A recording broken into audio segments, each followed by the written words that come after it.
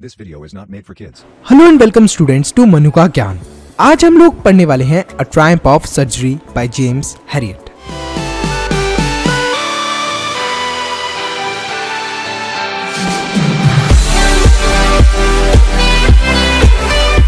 कहानी शुरू होती है डॉक्टर हैरियट से, जो अपनी कार को अचानक से रोक लेते हैं जब उन्हें मिसेस पॉम्प्रे रास्ते में घूमती हुई दिखती है। मिसेस पॉम्प्रे के साथ उनका छोटा सा डॉग भी स्ट्रीट के ऊपर घूम रहा होता है।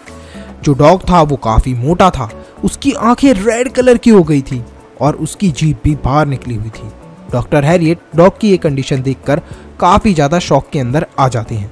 डॉग का अपीयरेंस भी बड़ा अजीब सा था, दिखने में बड़ा अजीब सा लग रहा था वो डॉग। मिसेस पॉम्प्रे उस छोटे से डॉग को ट्रिकी बुलाया करती थी और जो ट्रिकी था उसके अंदर बिल्कुल भी एनर्जी नहीं थी, वो हमेशा थका थका सा रहता था। तो इसी वजह से मिसेस पॉम्प्रे ट्रिकी को बहुत सारी चीज़ें खिलाया करती थी खाने के बीच में। यहाँ तक कि ट्रिकी की हालत ठीक करने के लिए वो उसे malt, cod liver oil, bowl of Horlicks, अरे हॉर्लिक्स कौन खिलाता है डॉग को, वो ये सारी चीज़ें ट्रिकी को दिया करती थी, जिससे कि ट्रिकी थोड़ा एनर्जेटिक रहे और ट्रिकी को नींद आ पाए अच्छे से। लेकिन फिर भी ट्रिकी को नींद भी नहीं आती थी अच्छे से और एनर्जेटिक भी नहीं रहता था। मिसेस पॉम्प्रे ट्रिकी को मीठी खाने की चीज़ें नहीं दिया करती थी। अब डॉग्स को जनरली मीठे खाने की चीज़ें कभी भी नहीं देनी चाहिए, बिकॉज डॉग्स की उससे तबीयत खराब हो जाती है। Sweets are very bad for dogs. लेकिन यहाँ पर जब ट्रिकी कुछ भी नहीं खाता था और उसकी हालत बहुत ज़्यादा खराब होती हुई दिखती थी मिसेस पॉम्प्रे को, तो वो दया करके ट्रिकी को मीठी खाने की चीज़ें दे दिया करती थी। She gave him his favourite ice cream cake. हाँ भाई, cream cakes and ice cream cakes and chocolates, इतनी सारी चीज़ें, ये तो हमें भी नहीं मिलती खाने को, लेकिन ट्रिकी को मिसेस पॉम्प्रे ये सारी चीज़ें दिया करती थी। She gave him food at odd and irregular hours. मतलब खाने का एक टाइम होता है, जैसे हम सुबह ब्रेकफास्ट करते हैं, दिन में लंच करते हैं, शाम को डिनर करते हैं, तो हमारा एक टाइम फिक्स है। लेकिन ट्रिकी को वो कभी भी कुछ भी खिला दिया करती थी। She gave him only little walks and no other exercise. सिर्फ थोड़ी बहुत वॉकिंग के लिए ले जाया करती थी वो ट्रिकी को, और एक्सरसाइज तो ये समझ लो कि वो करवाया ही नहीं करती थी ट्रिकी को। The doctor advise Mrs Pumphrey to cut Tricki's food right down and give him more exercise. तो यहाँ पर जो डॉक्टर थे, डॉक्टर कौन थे? Doctor Herriot. डॉक्टर हैरियट एक वेटरनरी सर्जन भी थे। अब वेटरनरी सर्जन का मतलब होता है वो डॉक्टर्स जो एनिमल्स को ट्रीट करते हैं। तो वो मिसेस पॉम्प्रे को वहीं पर एडवाइस करते हैं कि आप ट्रिकी को खाने पीने की चीज़ें थोड़ी कम खिलाया करिए और इसको एक्सरसाइज कराया करिए। मिसेस पॉम्प्रे डॉक्टर की एडवाइस को लेके फॉलो करने की कोशिश करती हैं। डॉक्टर हैरियट देखते हैं ट्रिकी की प्रोग्रेस होते हुए। जब भी वो वॉक करा करते थे वहाँ से आसपास से, तब उन्हें ट्रिकी दिखी जाता था, लेकिन वो ट्रिकी की जो प्रोग्रेस थी उससे सेटिस्फाइड नहीं थे। उन्हें लग रहा था हाँ ट्रिकी ठीक है, लेकिन इतनी ज़्यादा ये प्रोग्रेस नहीं कर रहा। Soon after he left eating and kept vomiting and painting. अब क्या होता है कि कुछ ही समय के बाद ट्रिकी खाना छोड़ देता है, हमेशा उल्टी करता रहता है और थका हुआ ऐसे लेटा रहता है, हाफता रहता है। पेंटिंग मतलब कि हाफता रहता है, ऐसे लेटा रहता है। डॉक्टर ने सजेस्ट करा कि ट्रिकी को अंडर ऑब्जर्वेशन रखा जाए अस्पताल के अंदर, हॉस्पिटल के अंदर। तो डॉक्टर ने सजेस्ट करा कि ट्रिकी को हॉस्पिटलाइज करा जाए और मैं उसकी देखभाल करूंगा। Mrs Pumphrey started wailing when doctor took Tricki to his hospital. तो जब डॉक्टर साहब आते हैं ट्रिकी को हॉस्पिटल लेने के लिए, तब मिसेस पॉम्प्रे रोने लगती हैं। यहाँ तक कि जो मिसेस पॉम्प्रे के नौकर थे वो सब भी बहुत ज़्यादा दुखी हो जाते हैं ट्रिकी को जाते हुए देखकर हॉस्पिटल में। Everybody in her household including her maids were in tears. सब लोग रोने लगते हैं। Tricki could not even wag his tail or kick with his legs. अब जो ट्रिकी था वो अपनी पूंछ भी नहीं हिला पा रहा था और अपने पैर से जैसे लात मारते हैं ना डॉग्स, खेलते हैं, वो सारी चीज़ें नहीं कर पा रहा था। His eyes too had become dull. उसकी आंखें भी डल सी हो गई थी और ऐसा लगता था मान लो कि वो एक, जैसे हम लोग देखते हैं ना मोशनलेस चीज़, कोई चीज़ जो ना हिल रही है ना डुल रही है, एक जगह पे ही पड़ी हुई है, इस टाइप का हो गया था Tricki. The other dogs at the surgery ignored him as an uninteresting object. अब ट्रिकी क्या था, जब वहाँ पर गया हॉस्पिटल के अंदर, तो वहाँ पर जब उसे रखा गया तो वो बिल्कुल भी मूवमेंट नहीं करता था, ऐसे ही एक जगह पड़े रहता था। तो जितने भी और डॉग्स थे उसे एक अनइंटरेस्टिंग ऑब्जेक्ट की तरह ट्रीट करते थे। अनइंटरेस्टिंग ऑब्जेक्ट मतलब जिसके अंदर कोई भी इंटरेस्ट नहीं लेता। सबको ऐसा लगता था अरे ये तो बकवास डॉग है, ऐसा उन्हें लगता था।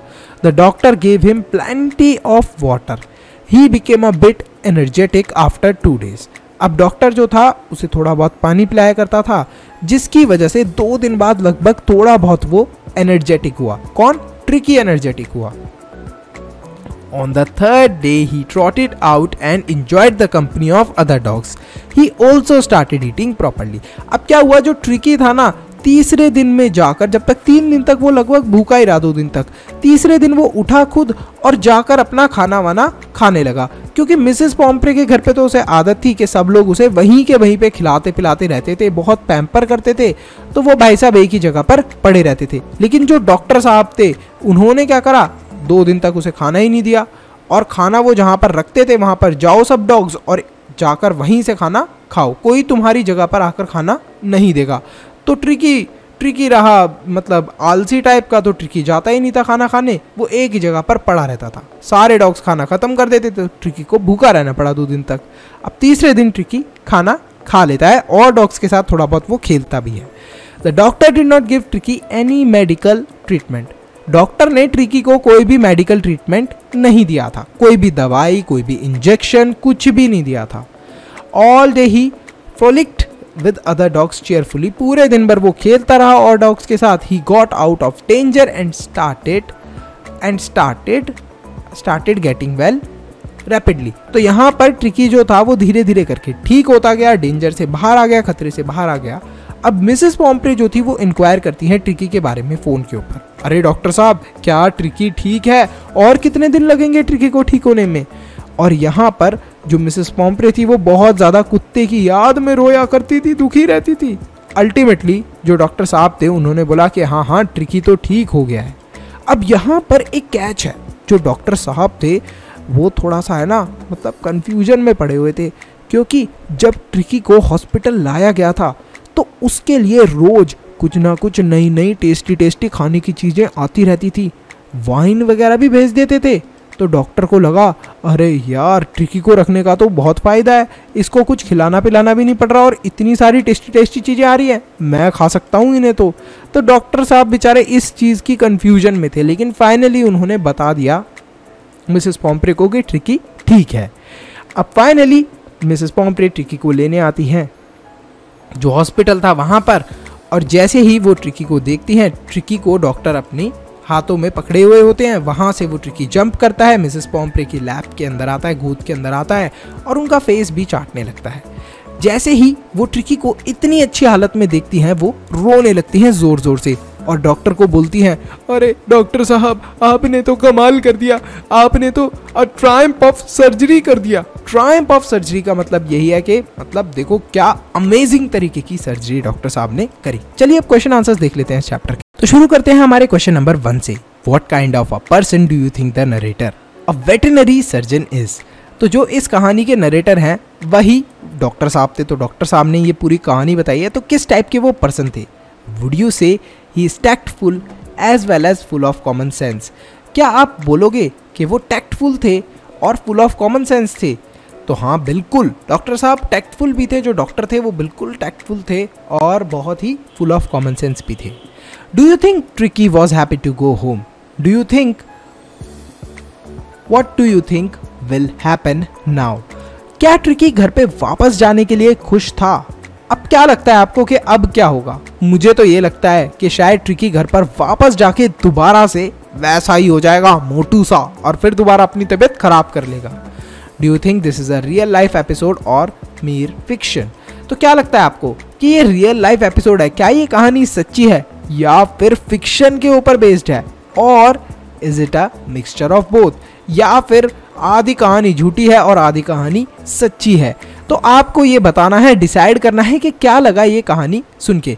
तो अगर आपने इस वीडियो को यहाँ तक देख लिया है तो फटाफट लाइक करो, चैनल को सब्सक्राइब करो और कमेंट करो अपना बेस्ट पार्ट। इसी के साथ साथ वीडियो को शेयर करना मत भूलना। एक इंपॉर्टेंट अनाउंसमेंट, अगर आप लोग चाहते हो कि हम लोग फ्यूचर में इसी तरीके से और भी वीडियोस बनाते हैं तो आप हमारे चैनल के मेंबर बन के हमें सपोर्ट कर सकते हो। अब मेंबर कैसे बनना है? सब्सक्राइब के साथ में जो ज्वाइन बटन है उस पर क्लिक करें और हमारे चैनल के मेंबर बन जाए। तो आप हमें सपोर्ट कर रहे हैं डायरेक्टली कि हम आगे फ्यूचर में ऐसे ही वीडियोस लाते रहें। तो thank you so much for watching this video. Stay happy, stay healthy, मनुष्य ज्ञान लेते रहो। Bye bye till then, see you in the next video.